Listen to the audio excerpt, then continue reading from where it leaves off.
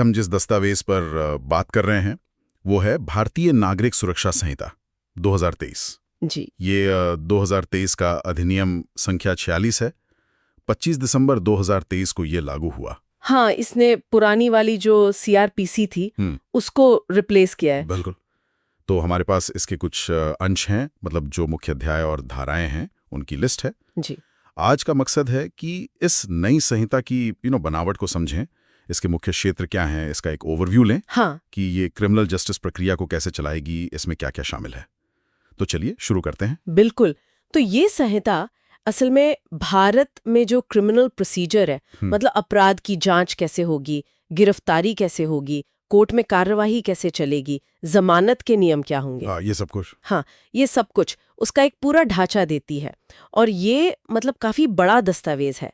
इसमें 531 धाराएं हैं, 39 अलग अलग अध्यायों में फैली हुई, साथ में शेड्यूल्स भी हैं। ओह, 531 धाराएं, काफी डिटेल्ड है फिर तो। हाँ, बहुत डिटेल्ड है।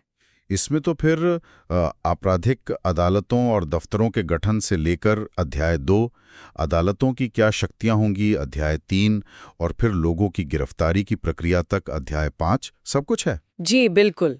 यहाँ पे एक बात मुझे काफी दिलचस्प लगी, धारा 38 की गिरफ्तार व्यक्ति को पूछताछ के दौरान अपनी पसंद के वकील से मिलने का अधिकार होगा। हाँ, ये बहुत महत्वपूर्ण है। मतलब ये व्यक्ति के अधिकार को सुरक्षित करता है पूछताछ के दौरान। सही बात है। और इसी तरह धारा 47 है जो कहती है कि भाई गिरफ्तारी क्यों की जा रही है उसका आधार बताना होगा, और जमानत का अधिकार है या नहीं ये भी बताना होगा। अच्छा, ये भी जरूरी है। हाँ, और धारा 58 ये पक्का करती है कि गिरफ्तार व्यक्ति को 24 घंटे से ज्यादा बिना मजिस्ट्रेट के सामने पेश किए हिरासत में नहीं रखा जा सकता। हाँ, ये तो बेसिक राइट है। बिल्कुल। तो मतलब व्यक्ति की स्वतंत्रता और फेयर प्रोसेस, इन पर काफी ध्यान है। बिल्कुल बिल्कुल।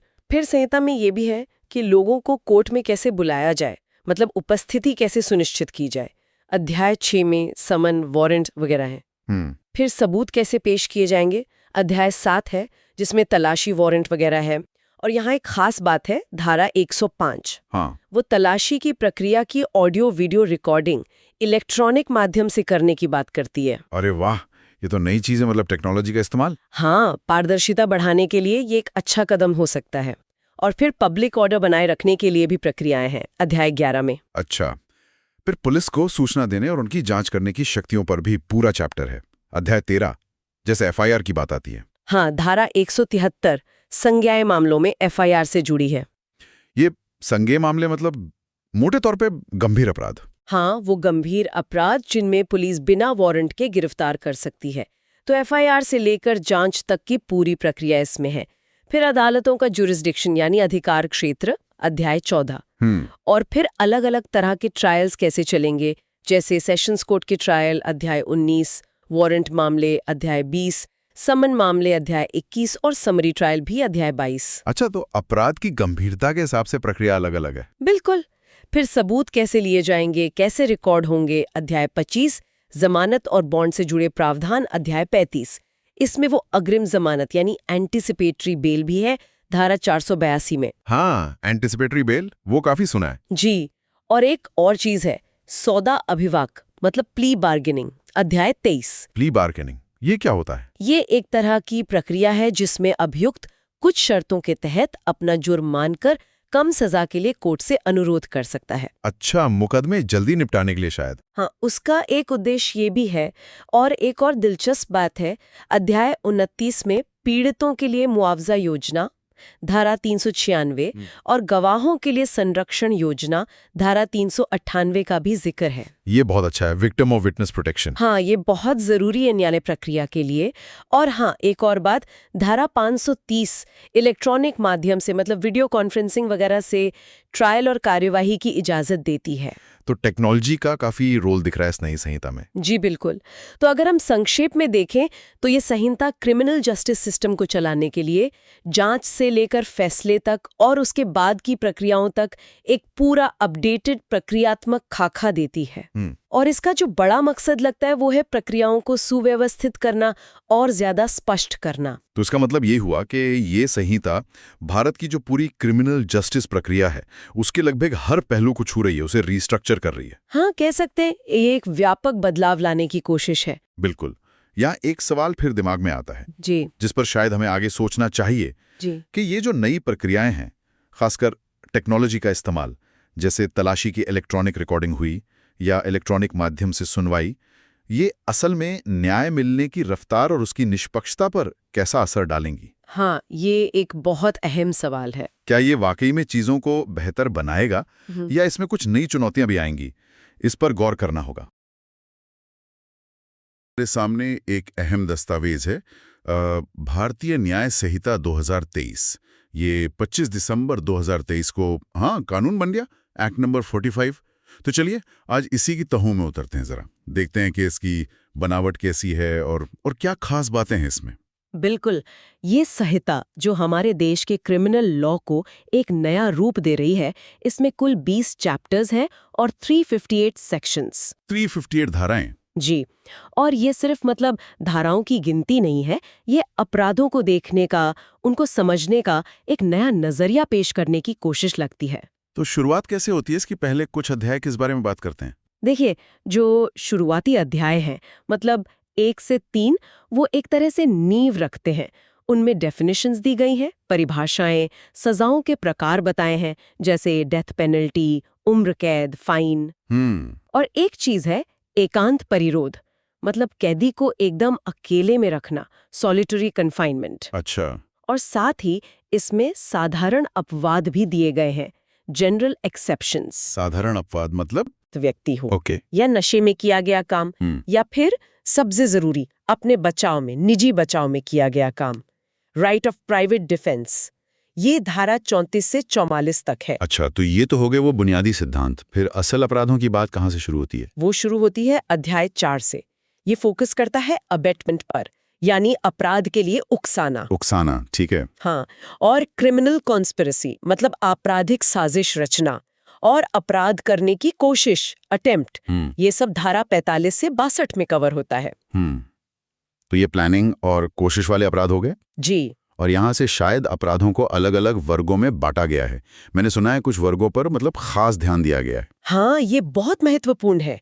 अध्याय 5 जो है वो पूरी तरह से महिलाओं और बच्चों के खिलाफ जो अपराध होते हैं उन पर केंद्रित है। अच्छा, पूरा एक अध्याय? जी हाँ, पूरा अध्याय 5। इसमें रेप धारा 63, सेक्सुअल हरासमेंट धारा 75, स्टॉकिंग यानी पीछा करना धारा 78, दहेज हत्या धारा 80 और बच्चों से जुड़े कई अपराध सब एक जगह लाए गए हैं। इससे पता चलता है कि इन संवेदनशील मामलों को कितनी प्राथमिकता दी जा रही है। ये तो अच्छी बात है। और फिर मानव शरीर पर असर डालने वाले अपराध जैसे मारपीट, हत्या। हाँ, वो अध्याय 6 में आते हैं, धारा 100 से 146 तक। इसमें मर्डर धारा 101, गैर इरादतन हत्या धारा 100, culpable homicide not amounting to murder. जी, चोट पहुंचाना, एसिड अटैक धारा 124, ये सब तो है ही, लेकिन यहाँ कुछ बहुत अहम और नई चीजें भी जोड़ी गई हैं। नई चीजें क्या मतलब, क्या नया है? इसी अध्याय में पहली बार संगठित अपराध यानी ऑर्गेनाइज क्राइम धारा 111 को परिभाषित किया गया है। ऑर्गेनाइज क्राइम जैसे माफिया गिरोह। हाँ, बिल्कुल।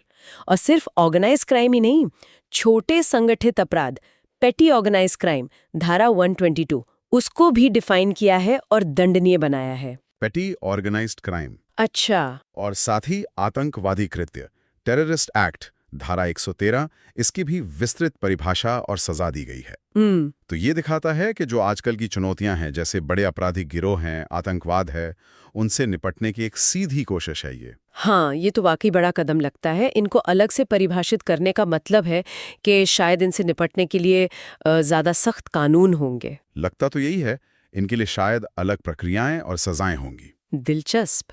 इसके बाद संहिता किन अपराधों की तरफ बढ़ती है? इसके बाद अध्याय 7 है, जो राज्य के खिलाफ अपराधों से जुड़ा है, जैसे देश के खिलाफ युद्ध छेड़ना धारा 147, या देश की संप्रभुता, एकता, अखंडता को खतरा पहुंचाने वाले काम धारा 152, ये काफी गंभीर अपराध है। बिल्कुल। फिर सेना, नौसेना, वायुसेना से जुड़े अपराधों के लिए अध्याय 8 है, चुनावों से जुड़े अपराधों के लिए अध्याय 9 और सिक्के या करेंसी नोट से जुड़े अपराधों के लिए अध्याय 10 है। यानी हर तरह के अपराध को उसकी प्रकृति के हिसाब से अलग अलग चैप्टर में रखा गया है। जी हाँ, बिल्कुल।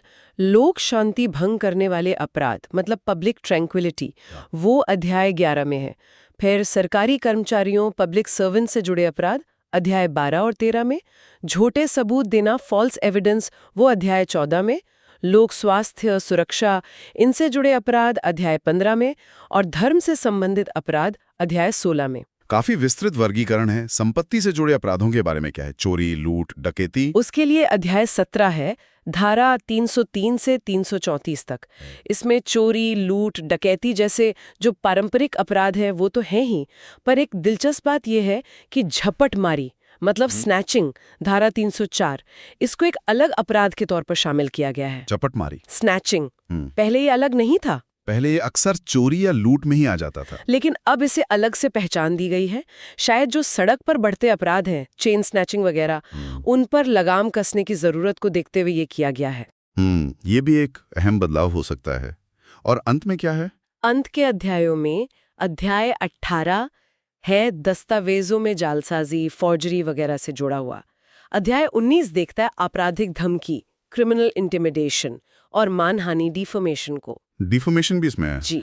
और सबसे आखिर में अध्याय 20, जिसमें सिर्फ एक धारा है, 3558, वो है निरासन और व्यावृत्ति, यानी repeal and savings. Repeal and savings, इसका क्या मतलब हुआ? आसान शब्दों में ये बताता है कि पुराने कानून जैसे कि खासतौर पर इंडियन पीनल कोड आईपीसी, वो कैसे हटेंगे, निरस्त होंगे, और इस नई संहिता के लागू होने पर क्या नियम और प्रक्रियाएं होंगी, कौन सी चीजें जारी रहेंगी। अच्छा, तो ये पूरी प्रक्रिया को संभालता है। जी। तो अगर हम संक्षेप में देखें, ये नई संहिता अपराधों को बहुत स्पष्ट वर्गों में बांटती है, महिलाओं और बच्चों की सुरक्षा पर खास ध्यान देती दिख रही है, और संगठित अपराध, आतंकवाद, यहाँ तक कि झपटमारी जैसे नए या कहें कि ज्यादा स्पष्ट रूप से परिभाषित अपराधों को सामने लाती है। हाँ, बिल्कुल।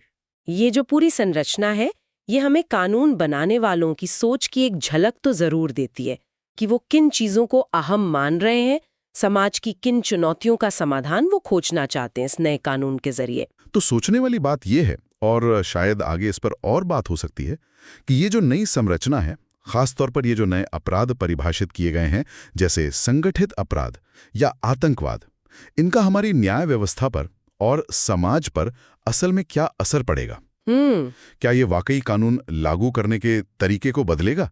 ये देखना दिलचस्प होगा।